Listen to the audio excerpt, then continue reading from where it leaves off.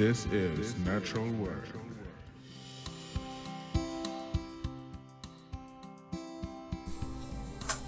Welcome back to another episode Welcome back of Natural Word Men's Lifeline.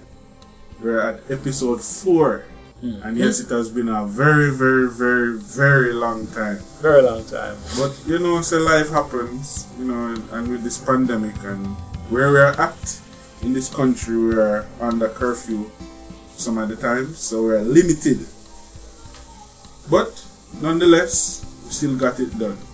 So today, What are we talking about today? Parenting.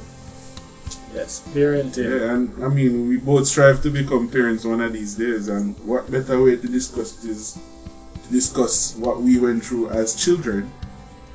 Very much so. Very much so. As children, I mean, not saying that it was a bad thing, but we all went through something, and I'm sure you guys can actually, you can actually relate to it. Right.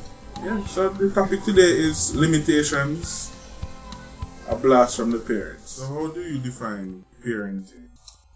Well, I can speak about parenting from my perspective, from being a child. Now, parenting, I would say, is simply just giving instructions and guidance to someone who is much younger than you and someone who needs the guidance. Because when you talk about parenting, most people normally think about parenting in the aspect of them having a biological child. It doesn't necessarily mean that you have a biological child, but it could be another child from your same neighborhood where you live. Yeah. It could be your immediate neighbor, it could be a cousin. A niece. Yeah, a niece, right? Nephew, yeah. Or a nephew, right? So it could be just that, or just someone who you want to take under your wing to guide them in a particular direction. So it's about guidance, steering, and pointing out things, and also sharing your own life experiences. So that's how I take parenting to mean, but I guess you probably can find a more official definition. Britannica Dictionary or Encyclopedia defines parenting as the process of raising children and providing them with the protection and care in order to ensure healthy development into adulthood. So it says protection and care, and I think for this podcast we'll be talking a little bit about the protection and the care part. Yeah. Because being overprotective also can be a hindrance. Because persons would have seen where in the past, just because we want to play it safe, and we're going to talk about what we mean by playing safe. So because persons want to play safe, they hold you back on the premise or on the grounds of trying to be safe. Yes. Safe isn't always safe. Yeah, it's the best way, yeah. Right.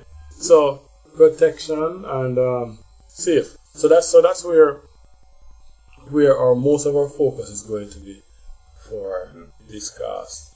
So, Proverbs 22 verse 6 says, and I'm reading from the New King James Version, it says, train up a child in the way he should go, and when he is old, he will not depart from it. So parenting involves that developmental process that is guided by an adult who's been through it, who have experience, who learn from from their mistakes, I should say right, and actually impart that knowledge. So one thing you have to understand is that a child is always a clean slate from their born. right. A child can born and get certain instincts naturally. So a parent, once they have this opportunity to guide somebody, you have to understand that a child is a clean slate. So whatever you put into a child is what you're going to get out. Right. So if you put in garbage, you're going to get garbage out. That's why it's important in the way you actually bring across your points, your discipline, right, your lessons. Right. And as we go along, I'm going to drop a few questions here and there that I want persons to put their responses, drop your responses in the comment section. Just leave, if you have a further question or another question, we can all share, explore, and look at it holistically, because if anyone can tell me of a perfect parent, please put it in the comments, because I want to meet that person. There's no perfect parent. I think we did have this discussion like last year. There's no manual for parenting. True. So we can't really blame a parent, so to speak, if you understand me, for where the child end up into adulthood. Sometimes, but not all. It's not a conclusive thing. It's relative, right? Right. So if a parent grew up in a situation where them only see a particular circumstance, they're not going to be able to impart that knowledge or that good knowledge to the child. They're going to only impart what they saw and experience.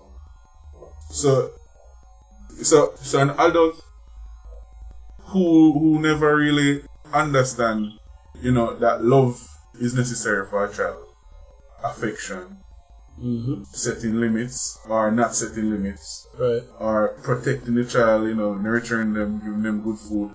We never understand that from their childhood. We'll think that this is the normal way to go. I mean, you can't really blame them. How you go be upset with a parent who don't know say food have to cook. Right. You have to go buy, fast food every day. Or just buy little corned beef down the road and eat 2 bread and then send them to school. They don't understand.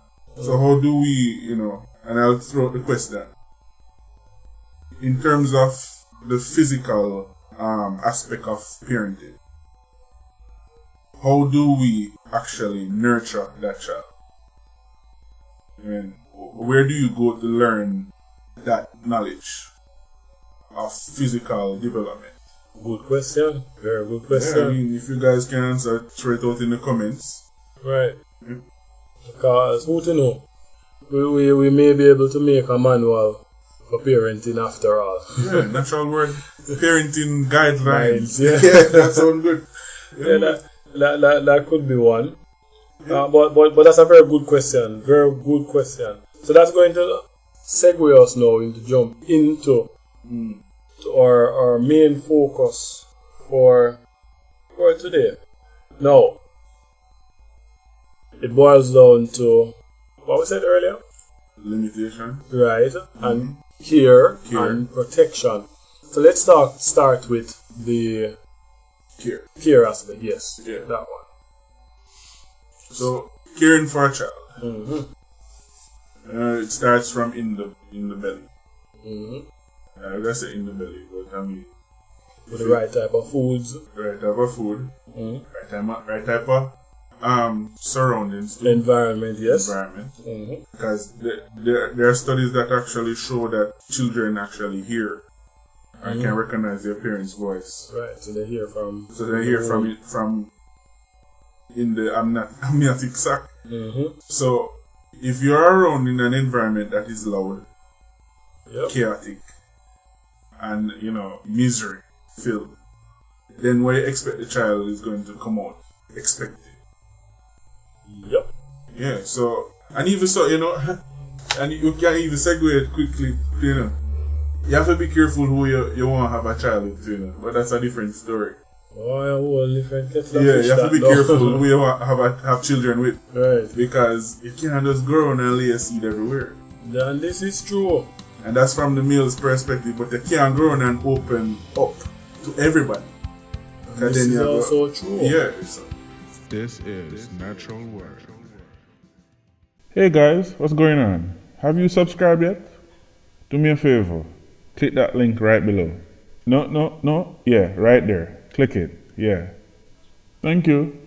Enough blessings. Big up yourself. Stay tuned for more. This is Natural Word, men's lifeline.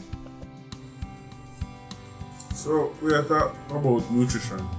There are many resources you can find online. You can talk to your grandparents, if you have your grandparents still. You can talk to other parents. There are many resources you can find to find out how to actually feed your kids properly. Yeah, man, have a parents link up, Yeah, a parents WhatsApp group or something. Like, yo, my child is not eating Brussels sprouts.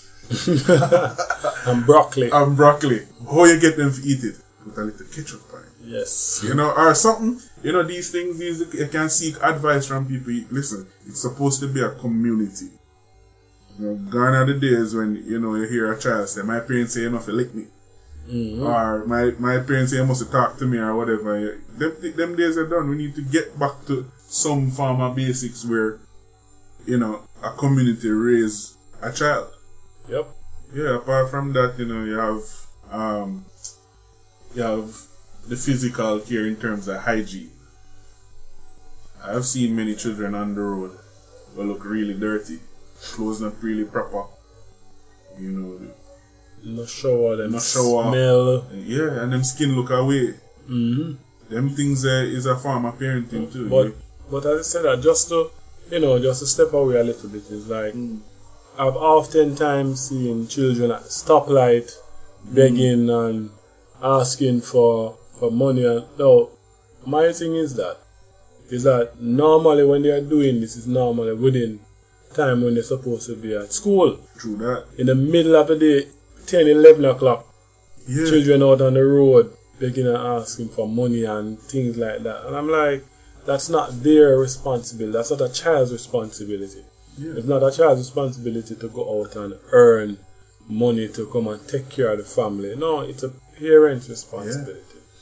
When we can still look at it and say, well, it's not everybody is fortunate, and this is true. So we're not going to negate that fact. That Can't negate that. right, Can't downplay it. that a lot of children are not fortunate to have parents who will always have the type of one, resources, money, lodging, houses, and then time, right? But regardless of that, right, children are supposed to be on the road begging and stuff like that. They should be in school. And I mean, sometimes, and now we're going to start trickle into the past now, is that gone were the days when parents would hear what? I'm going to give you my last so you can go to school, Yeah. so that you can learn, so that you can come to something. Some of the times, parents used to give them like a bulla, like a sugar, like a carb in the bulla to keep us throughout the day. So at least they can hear something new Learn today at something. school, learn something new. You can just go home and refresh yourself with what you'd have learned. But it goes down to show that it's the effort, the type of effort that is played out. And this is what is coming from the past. Once upon a time, parents would normally make sure that their children are dressed in new clothes while they will recycle the old clothes and wear them. And torn clothes. Yeah, Right. true that. Nowadays, it's not the same. It's parents in some nice, pretty dandan, pretty clothes. That's So a nice. very old school word. Yeah, man, pretty Dandan. dandan. And children barely having on any proper clothes at all. It was Right. mash up and everything then. So we understand that the struggle is real. The struggle is real, but in the struggle, persons would have gone or walked that same road before us or before this time period. No. Yeah. Because I know for a fact if you should talk to some of the real grandmothers, and Exactly. you check it out back in country. And they had multiple children. Yeah. Yeah, man, they had many more children than people are having now, but they made it work. They made it work. We're not talking about the ones who were neglectful. No, we're talking about the true success stories, the persons who persevered and did what they knew that they were supposed to. So even though I stepped away from the main topic this day, it still ties in just the same because it carries back to the past, right? Back to the basics. Yeah, man. You back to the can't basics. lose from that. Yeah, man. Once you have a child, just remember that it's no longer about you anymore. It's about your child that you need to start to guide them in the right direction and to push them forward to even to be better than what we are. Yeah. So this leads me to another question, and you can drop the comments in the comment section. Yep. Is that Do you think the old ways are still good, or are they too archaic? So that's the question. Do you think the old ways are still good, or do you think that they are archaic? So drop a comment in the comment section and let us see what you really think about it. So, and not just give a yes or a no, but put a little meat or flesh on it, man. Let's have a discussion about it. Yeah. And that's a good topic or a good segue, We're talking about limitation. Remember, my grandmother had seven children. I can't remember the amount of girls and everything. Right. I think it's the division. We have 2 uncles and how much? Yeah, five aunts. You see me? And I can say she make it work in terms of almost all of them actually have something. Not where they're supposed to be, but all of them have something. And I mean, if I can use my parents as an example, what they instill in me is what pushes me to go forward now. Not saying they're perfect parents, but where I'm at right now is what pushes is what I've gained from observing them and what I've learned from them discipline, their lessons, their mistakes. As a child, you're not going to understand mistakes, and they're not going to make you know that they're making mistakes. But after you grow up, you see, that this is why they did this. You realize that. And realize. Yeah. But there's also a negative part to this part. My grandmother wasn't necessarily the most assertive woman in the whole, So a lot of that limited where my aunts and uncles could have been. I might get beat up for this. Yeah, but I think my grandmother was a little bit fearful of a lot of things. So letting go was hard for my parents. And even allowing you to do certain things was a bit difficult. I don't know if you experience this, Lamar, where you might have issues with your parents and might say, no, I feel like you should have got this up because it might turn out bad. My grandmother used to say alligator down there, it's gully. Allow alligator to come, but they see alligator swim and sea now. So. Right. But even so, a lot of these fears, that they instill is sometimes the parents' own fears are as far as their eye could see. I remember years ago, I had a friend who her mother, every single thing that she wanted to do, her mother told her something negative about it. She wanted to buy a house. The mother is saying, why are you going to buy any house? You live here, so you don't need no house. She said she wanted to buy a car. No, the car gonna be expensive, and then you might be in an accident. She wanted to go overseas to work. Oh no, you don't know where you go into, and then you just leave here, and then you don't know. I mean, come on. And that in of itself is a big holdback. It's like you put a chain on the child's foot. Yeah. And it can only go as far as the chain will allow. And if you really look at it, it boils down to the person's own personal insecurities and their own fears, and they cast them onto their children. Did you know that the persons who take the most risks are the persons who are oftentimes more successful? Good point. Yeah, man, more successful because you learn a lot. When you take a risk, it might not work out, and that's the truth. It might not work out, but guess what? You have solved one problem. That doing it that way won't work, right? And you learn more experience. You know that, all right, if I'm still going to go down this path, I know not to do it that way the next time. So it's still a learning process, right? And most, if not all of the successful people can think about the big billionaires and millionaires and people who have a lot of things. When you look at it, they took a risk. That's exactly what they did, and they stuck with it. So, back to the parents who normally, limit, because we're getting there now, limit their children in going forward. Sometimes it's not a good thing. I mean, we can always do a risk assessment. Yes, that's true, right? But knowing what the risk is doesn't mean that we're not going to do it. Because what if it don't work out? But what if it does work out? So it's pretty much oftentimes like a 50-50, or probably even less on the side of the negative.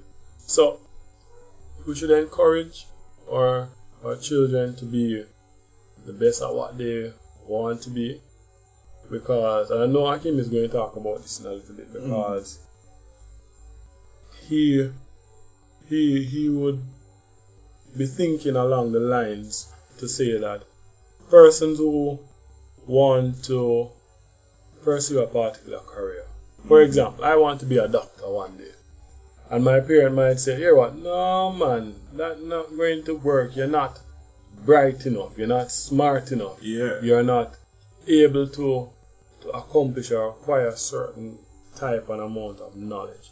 Right? That in and of itself is a big takeaway, and it hurts the child. Yeah, when the child just needed some motivation. Yeah, that limit them already in their minds. Like, I can't do this. Remember I said earlier, the child is a clean slate.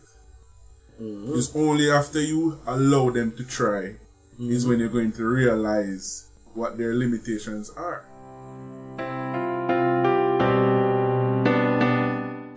From time to time, we all need a little pick-me-up. But sometimes, life can get in the way. Don't worry, the NWML crew has got you covered. Here is this episode's natural word.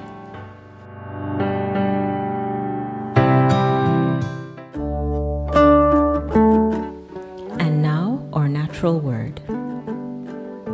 You don't get better on the days when you feel like going.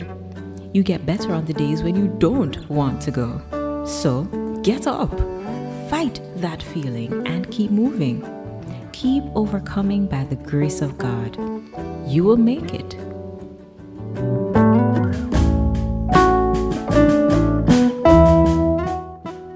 That was this episode's natural word, brought to you by the NWML crew. I'm Mishka B, and now back to the episode. So if you put your child in a more theoretical type academic path, and then you realize that your child is not doing well with books and with papers or whatever, science, then possibly your child is more of a hands-on person. But the only way you're going to find out if your child is like that is actually trying them at the different things. Now, you can observe your child, you know. Like, if you see your child building things with the blocks them that you buy them, the toys, possibly your child is an engineer in the making, you know. But you don't know. But you have to just, what do you call it, embrace what it is. If for one thing, you know, when I was overseas, the Caucasian people, you can't say white people are Caucasian. People from Caucasus descent. Yeah, they will put their child in every single thing. They're like, good job. Yes, man. And even if it's the foolest thing or the dumbest thing, the child jump off of the jungle gym. Oh, good job. And them say the child flip 2 times and drop. They must say, what? Gymnast. You understand me? These people, I mean, and it's a society too, you know, because remember we are talking about it. You're in a Jamaica, you're in the Caribbean or whatever, there's only 3 set of careers them know about. Doctor, lawyer, or whatever, or something else that is academic, you know. Yeah, so you're going to get a good job. So, you know, them can go in them circles and say, oh, my child is a lawyer, my child is a this, my child is a that. My child is a neurosurgeon. Yeah, you see me? But then, nobody wants to say my child is a plumber. Don't Or it? an auto mechanic. Yep. Nobody no wants to say them child is a what you say, a mason. A garbage collector. A garbage collector. I mean, we don't feel laugh still, you know, but yeah, it's a society we in. But when are we going to move from the point where we stop limiting our children by telling them that this is what they want? Why are you trying to Are you trying to live your life through your child? Is it that? I believe some parents do that, trying to live their lives through their children vicariously. Vicariously, yeah. Yeah, I believe so. Yeah. I mean, you want to see, nothing is wrong in wanting to see a child succeed. Nothing is wrong in wanting to see, the best come out or whatever. But suppose the child not happy, then what do you want them to do? Mm-hmm. I think I was watching some series last night where, it's an army series. Mm-hmm. He thought his child wanted to go into the same thing that he was in. He was a Navy SEAL. Right. But the child does not into that. But the child chose to become an activist. Mm-hmm. But in his mind, is not what the child wants. He never really thinks that was what he... Yeah. But then after discussion, and this is where I get to know, after discussion with the child, with the daughter, he realized that this actually made her happy. Right. And this made her this made her feel like she accomplished something in society. And isn't that the purpose of parenting? To bring up children into adulthood to become good members of society or contributing members of society. True. Yeah.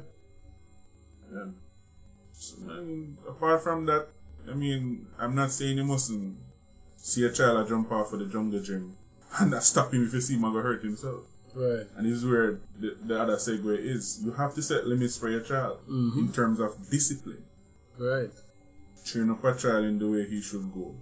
But I think that whole discipline thing that's a whole different podcast, because there are persons who are for, persons who are against. You mean corporal punishment? Or capital? No, capital is jail. Yeah. Corporal punishment. Yeah. And and persons who are for it, persons who are against.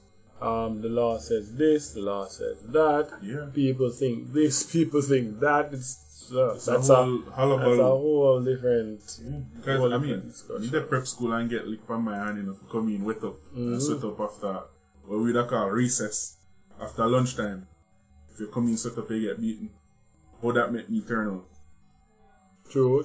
You understand? But no, them say no capital punishment in school. And what we have today? People shoot people at a gas station. Right.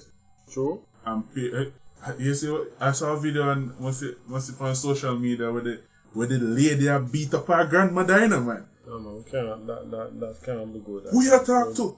And the grandmother tell her some bad one, and the little girl tell her back some bad one. I'm like, when did we reach here in this society where you see a grandparents and you're nervous? My grandmother used to have a look, and a sound. Yeah, man, just a look alone, And she said, that's all you hear, Yeah, and you quell. But now, you go up in your grandmother's face, your parents' face, and all of that. Yeah, that's true. Them things are... So, parenting has a lot to do with how the society is turning out today. And the surprising thing is that many of these parents were actually products of grandparents who lived in the old society. Yeah, man. So is it that, and this is a question too, is it that many of these parents were tired of corporal punishment, capital punishment, or they think it wasn't the way out? I think they believe that it wasn't the way out, but since there have been, or has been, a move away from it, we have realized that the moral depravity of society has increased exponentially. Right now, I don't think there's a cap that can be put on it, how far or how high it has reached the level of depravity where morality is concerned. And we need to understand that as parents, or actions, or I should say or non-action has far-reaching consequences, not just to you immediately, but goes forward. Because I'm just putting it out there. Just let it just marinate, and persons can comment about this part too. Because I'll be very interested to see the comments about the whole punishment aspect. Because what are you teaching your child? Persons would say, I don't remember exactly, but if you school a child, you teach them to be this and I teach them to be that or whatever. No, it's just it's much more than that.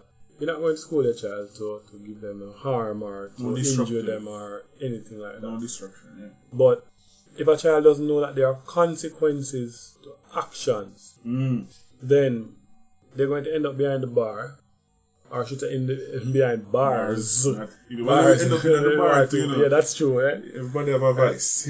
And or they will end up in the morgue. One or the other. One or the other. Eventually, that's where it normally leads to. And we need to look at it from a more responsible perspective to know that as parents, what we pass on to our children is what they may just pass on to their children. Because the truth is, which one of us, and this is a question I'm going to put, I want to hear the comments, which one of us who used to get those good scolding when we were children, which one of us, or how many of us are worse off because of it? We may not like the idea, we may not have respected the person who did it. Yeah.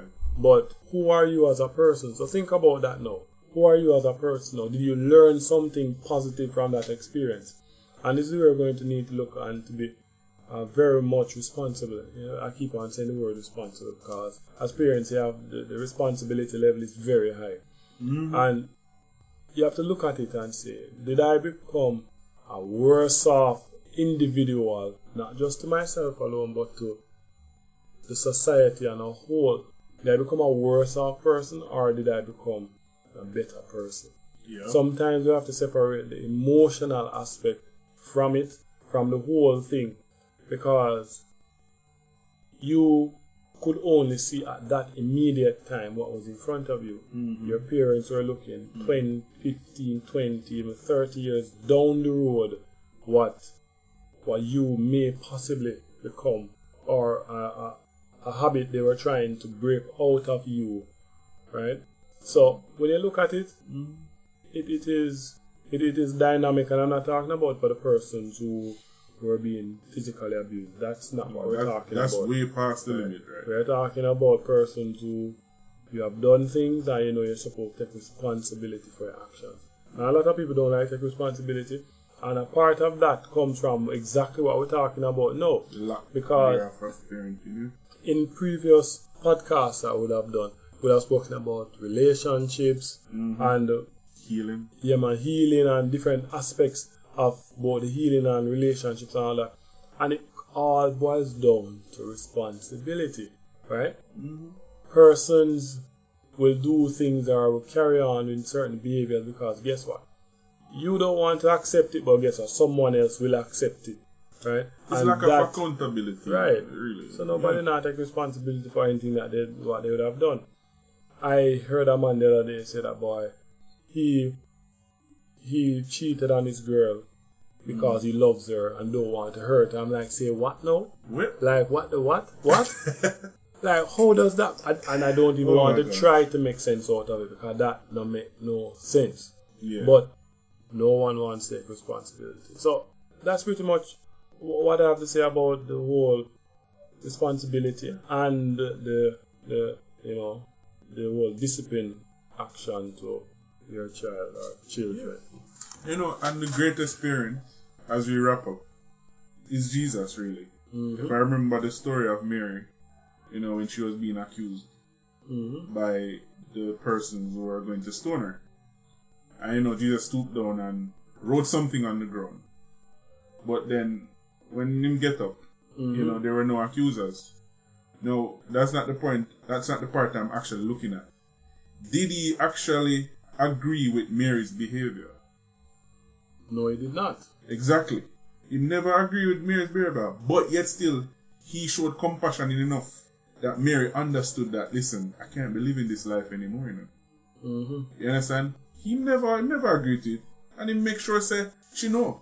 Right. But yes, it was done so in love. And it's a similar way with parenting. You're never going to see your child do something bad and condone it. You see? You see your child cuss a bad word and say it, God forbid, him hear you say the S word or the F word. And him repeat, then you laugh. But you don't draw him up for it. You don't draw the child up for it. You're basically telling the child that it is okay. It is okay, yeah. You understand? And remember you said the inaction. And also the action says alright. Yeah. Yeah. So if you understand, like, listen, this parenting responsibility is a big and awesome task. God never give you this child just to pose and say I have a child and post on Instagram and all these things. You have to bring up this child as how Christ would want you to bring up that child. Yeah, and I mean, if you have any comments or any suggestions or anything you want to add, feel free to, send us a message or comment under the video. And don't forget to share with your friends. But this last question here, based on your experience, with your parents, how does it affect how you would parent now? And how does it affect how you parent in the future? Very good question. Yeah, if you, based on experience, would you parent like your parents? What would you change? What would you do differently? How you think it would make it better? Let us have a discussion. Yeah, we want to thank you for listening to us one more time on this podcast. Yes. We're sorry for being so distant and late. But don't worry, we're back in time now. We're back in time. But, as you say, don't forget to follow us on Instagram at NW Men's Lifeline. And don't forget to subscribe to our YouTube channel. You can check out our special features as well. You can find them on our IGTV on the same tagline or handle, NW Men's Lifeline. And we'll be having more features coming up. And if you want any special feature or any suggestions to a feature, just put in our comments and we'll definitely look into it.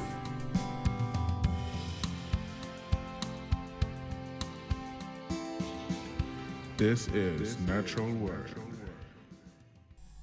You have just listened to another episode of Men's Lifeline with your host Lamar Farkison and Akim Thomas. we are glad that you are here and we hope to see you again. Big up.